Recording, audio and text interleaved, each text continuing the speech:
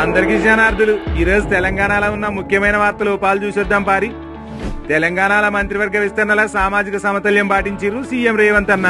బడుగు బలైన వర్గాలకు మంత్రి పదవులు దక్కినాయి. మంత్రివర్గంలో 57% ఎస్సీలు, ఎస్టీలు, బీసీలే ఉర్రట. వారే కాకుండా ఇప్పటికే స్పీకర్ గా ఎస్సీ వర్గానికి దక్కిచ్చిర్రు. తాజాగా డిప్యూటీ స్పీకర్ పదవి ఎస్టీ వర్గానికి ఇచ్చిర్రు. ఉపాధి హామీ పథకంలో భాగంగా గత ఏడాది కాలంలో రైతులు పొలాలు పోయేందుకు వీలుగా రికార్డు స్థాయిలో బాటలను నిర్మించిందట తెలంగాణ సర్కారు. గత ఏడాది కాలంలో 12,010 బాటలను వ్యవసాయ క్షేత్రాలకు వెళ్లేందుకు నిర్మించిర్రట. ఇక పశువుల దారి తీర్చేందుకు 12,247 పశువుల షెడ్లను నిర్మించిందట సర్కారు. ఇక జూన్ 12 నుంచి బళ్లు తెరుతుర్రు. బళ్లు తెరుతున్న నేపథ్యంలో ఇప్పటికే ప్రభుత్వ పాఠశాలల్లో బడి బాట కార్యక్రమం సురువు చేసిర్రు.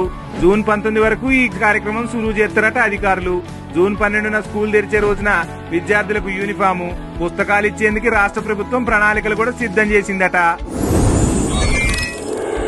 తెలంగాణలో గత సీజన్ల రికార్డు స్థాయిలో ధాన్యం దిగుబడులు వచ్చినాయి కదా.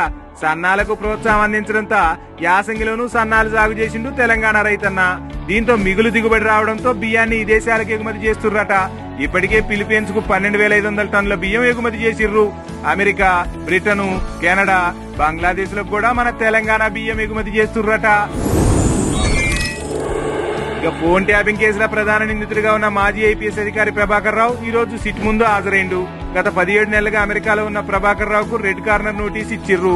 న్యాయస్థానం ఆదేశించడంతో తప్పనిసరి పరిస్థితుల్లో తిరిగి వచ్చిండు. కాళేశ్వరం ప్రాజెక్టు స్కామ్ లో ఎంక్వైరీ కమిషన్ ఎదుట హాజరైండు హరీష్ రావు. ఈ స్కామ్ లో ఇప్పటికే జూన్ 6న ఈటెల రాజేంద్ర హాజరు కాగా హరీష్ రావు 9వ తేదీన రావాలని నోటీసులు ఇచ్చింది. ఆయన ఈ రోజు హాజరైండు. జూన్ 11న కేసీఆర్ కూడా హాజరు కావాల్సిందట. ఈ తెలంగాణలోని ముచ్చట్లు మళ్ళా రేపు కలుసుకుందాం. Tata, by by.